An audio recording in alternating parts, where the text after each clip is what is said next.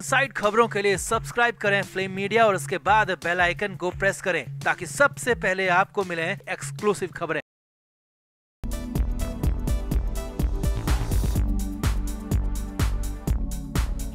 तो हाल ही में दिल्ली, महाराष्ट्र समेत कई राज्यों में बड़े स्तर पर बैन ड्रग्स की खेप मिली है, जिसके बाद तो एक बार फिर से देश में ड्रग्स के मामले सुर्खियों में आ गए हैं। और हैरानी तो तब हुई जब महाराष्ट्र पहुंचे पीएम मोदी ने भीड़ से भरी जनसभा के सामने कह दिया कि इस पूरे ड्रग्स सिंडिकेट के पीछे कांग्रेस का हाथ है। पीएम मोदी ने महाराष्ट्र के कांग्रेसी नेताओं का नाम तक ले डाला, जिसके बाद तो महाराष्ट्र कांग्रेस बुरी तरह बिफर गई, बौखला गई। नाना पटोले, वर्षा गायकवाड़, बाला साहब थोराट और पृथ्वीराज चव्हाण समेत कई नेता बुरी तरह बिदक गए। इसके भी आगे देखिए, कांग्रेस पर इतने गंभीर आरोप लग रहे हैं और महाराष्ट्र में कांग्रेस के साथी बन रहे उद्धव और राउत मीडिया के सामने इन्हीं सवालों पर मुस्कुराते हुए दिखे। तो क्या कहा पीएम मोदी ने? आखिर क्यों महाराष्ट्र कांग्रेस में इतनी अफरा तफरी मच गई और उद्धव और राउत का रुख क्यों कर रहा है हैरान? आपको सब दिखाते हैं। आप भी वीडियो को शेयर करें और अपनी राय कमेंट बॉक्स में जरूर दें। तो पीएम मोदी महाराष्ट्र के वाशिम में पहुंचे हैं। यहाँ उन्होंने बंजारा विरासत म्यूजियम का शुभारंभ किया। इसके साथ ही पीएम मोदी ने कांग्रेस पर एक बार फिर से कड़ा निशाना साधा। पीएम मोदी ने कहा कि कांग्रेस का एजेंडा देश को विभाजित करना है। उन्होंने आरोप लगाया कि कांग्रेस ऐसे लोगों के साथ खड़ी है जो देश के लिए अच्छा नहीं सोचते, जो देश की युवा पीढ़ी को बर्बाद करने पर तुले हैं, उनके साथ कांग्रेस खड़ी हुई है। पीएम मोदी ने हाल ही में जब्त किए गए हजारों करोड़ रुपए के ड्रग्स का जिक्र करते हुए कहा कि इस मामले में कांग्रेस नेता संदिग्ध हैं। उन्होंने आरोप लगाया कि कांग्रेस ड्रग्स के जरिए युवाओं को नशे की ओर धकेलकर चुनाव लड़ने के लिए धन जुटा रही है, पैसा जुटा रही है। पीएम मोदी ने यहाँ पर कांग्रेस पर निशाना साधते हुए कहा कि कांग्रेस की सोच हमेशा से विदेशी रही है। उन्होंने अंग्रेजी हुकूमत की तरह दलित, पिछड़ा और आदिवासी समुदायों को अपने बराबर नहीं माना और हमेशा अपमानजनक रवैया अपनाया। यहाँ पर पीएम मोदी ने कहा कि जैसे विदेशों में जो ड्रग्स बैन नहीं है, जिन्हें खुले तौर पर लिया जाता है, कांग्रेस सोचती है कि ऐसे ही हमारे देश के युवा भी खुले तौर पर ड्रग्स ले। इसीलिए कांग्रेस के कुछ नेता ड्रग्स सिंडिकेट को सपोर्ट कर रहे हैं। पीएम मोदी ने यहाँ पर साफ साफ कहा कि जो भी हजारों करोड़ की ड्रग्स हाल ही में पकड़ी गई है, उसके पीछे कई कांग्रेसी नेताओं का हाथ है। अगर मैं नाम लूंगा तो देश में बवाल मच जाएगा। पीएम मोदी ने कहा कि मैं नाम तो ले दूं, लेकिन मैं नहीं चाहता कि देश में दंगे हो, क्योंकि कांग्रेस का काम दंगे कराना भी है। यहाँ पर पीएम मोदी ने कई बार कहा कि इस पूरे ड्रग्स सिंडिकेट के पीछे कांग्रेस के नेताओं का हाथ है। अब ये कांग्रेस पर बहुत बड़ा आरोप पीएम मोदी ने लगाया है, जिसके बाद तो महाराष्ट्र कांग्रेस में अफरा तफरी मच गई। महाराष्ट्र कांग्रेस के नेता बुरी तरह बिदक गए। हालांकि दिल्ली कांग्रेस की तरफ से अभी तक पीएम मोदी के इस बयान पर कोई रिएक्शन नहीं आया, लेकिन महाराष्ट्र कांग्रेस में पीएम मोदी के बयान को लेकर बवाल मचा हुआ है। पीएम मोदी के इस बयान के बाद महाराष्ट्र कांग्रेस ने तुरंत प्रेस कॉन्फ्रेंस बुलाई, जिसमें नाना पटोले, वर्षा गायकवाड़, बाला साहब थोराट और पृथ्वीराज चव्हाण समेत कई नेता पहुंचे। सभी नेता बुरी तरह भड़के हुए थे और पीएम मोदी के इस बयान की आलोचना की। सबसे पहले नाना पटोले ने कहा कि पीएम मोदी ने आरोप तो लगा दिया, लेकिन क्या उनके पास कोई सबूत है? क्या वो साबित कर सकते हैं कि जो भी ड्रग्स देश में पकड़ी जा रही है उसके पीछे हमारा हाथ है? अगर वो साबित नहीं कर सकते तो वो अपना बयान वापस ले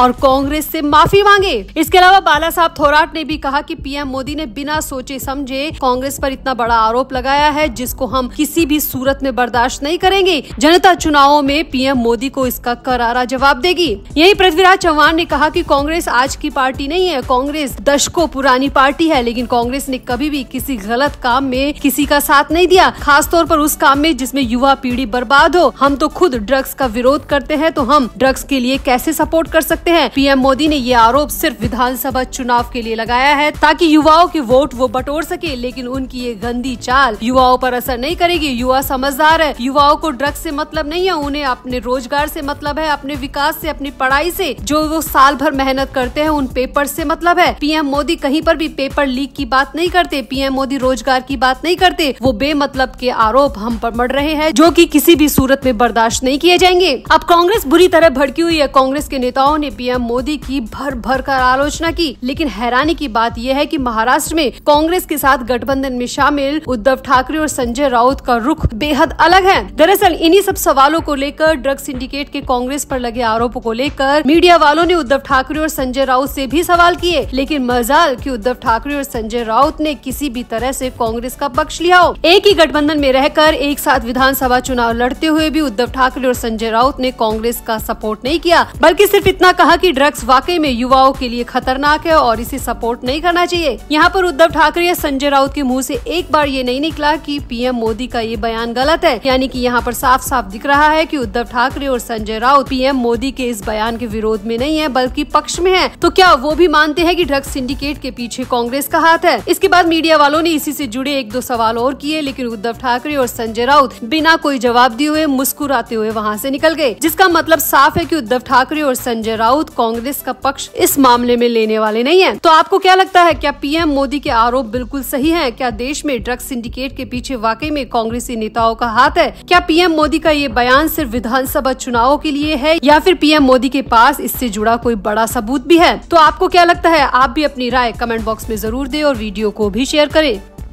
तो एक बहुत बड़े न्यूज़पेपर के हवाले से रिपोर्ट आ रही है कि महाराष्ट्र में एमवीए के साथ गठबंधन करने के लिए असदुद्दीन ओवैसी की पार्टी AIMIM की तरफ से कांग्रेस, एनसीपी और उद्धव ठाकरे की पार्टी को प्रस्ताव भेजा गया है। ओवैसी की पार्टी के नेता इम्तियाज जलील ने इसको लेकर पहल की है कि AIMIM महाराष्ट्र विधानसभा चुनाव में एमवीए के साथ महायुति सरकार का मुकाबला करे। इम्तियाज जलील ने कहा कि महाविकास अघाड़ी के प्रमुख घटक है, इसलिए उन्होंने कांग्रेस और एनसीपी के साथ ही उद्धव ठाकरे की पार्टी को प्रस्ताव का लेटर भेजा है। अगर एमवीए के साथ गठबंधन होता है तो इससे महाराष्ट्र में महायुति महागठबंधन को बड़ा झटका लग सकता है। इम्तियाज जलील ने कहा कि वो इस मामले में असदुद्दीन ओवैसी से चर्चा कर चुके हैं, जिसके बाद रिटर्न प्रस्ताव भेजा गया है, रिटर्न प्रपोजल भेजा गया है। उन्होंने कहा कि उद्धव ठाकरे एक प्रोग्रेसिव नेता है, उन्हें अपना रुख स्पष्ट करना चाहिए कि क्या वे हमें गठबंधन में रखना चाहते हैं या नहीं। अब जैसे ही ये प्रस्ताव कांग्रेस, एनसीपी और उद्धव ठाकरे के पास आया तो महाविकास अघाड़ी में युद्ध छिड़ गया। मीडिया रिपोर्ट्स के मुताबिक AIMIM के नेता इम्तियाज जलील ने कांग्रेस, एनसीपी को गठबंधन का लिखित प्रस्ताव दिया है, लेकिन अब तक कांग्रेस और एनसीपी ने इस प्रस्ताव के बारे में कोई जवाब नहीं दिया, न ही मंजूर किया है, न ही खारिज किया है। महाविकास अघाड़ी के नेता इस मामले में बोलने को तैयार नहीं है। मीडिया के सामने उद्धव ठाकरे गुट की शिवसेना की तरफ से इस बारे में कोई जवाब नहीं दिया गया। मीडिया ने कई नेताओं से बात की, लेकिन एमवीए के कोई भी नेता इस प्रस्ताव पर बोलने को तैयार नहीं है। तो वही खबरों की माने तो कांग्रेस और उद्धव ठाकरे चाहते हैं कि ओवैसी की पार्टी को विधानसभा चुनाव से पहले एमवीए में शामिल कर लिया जाए, ताकि उन्हें एक विशेष समाज के वोट हासिल हो सके। हालांकि इस बारे में दूसरी खबर ये आ रही है कि इसे लेकर संजय राउत और शरद पवार बिल्कुल भी तैयार नहीं है। संजय राउत ने सिरे से इनकार कर दिया है। वहीं शरद पवार की तरफ से उनकी पार्टी के प्रवक्ता ने भी इस पर साफ इनकार कर दिया है, रेड सिग्नल दे दिया है और कहा है कि इस वक्त ओवैसी की पार्टी को अपने गठबंधन में शामिल करना यानी हिंदुत्व को पूरी तरह नकार देना होगा और ये कदम गठबंधन के लिए बहुत महंगा साबित होगा। तो यानी कि एमवीए गठबंधन के कांग्रेस और उद्धव ठाकरे चाहते हैं कि ओवैसी की पार्टी को शामिल कर लिया जाए। वहीं संजय राउत और शरद पवार ने साफ इनकार कर दिया है और इसी को लेकर महाविकास अघाड़ी में युद्ध छिड़ा हुआ है। तो आपको क्या लगता है, क्या महाविकास अघाड़ी को ओवैसी की पार्टी को शामिल करना चाहिए या नहीं? क्या इससे एमवीए को फायदा होगा या फिर बड़ा नुकसान? आप भी अपनी राय कमेंट बॉक्स में जरूर दें और वीडियो को भी शेयर करें।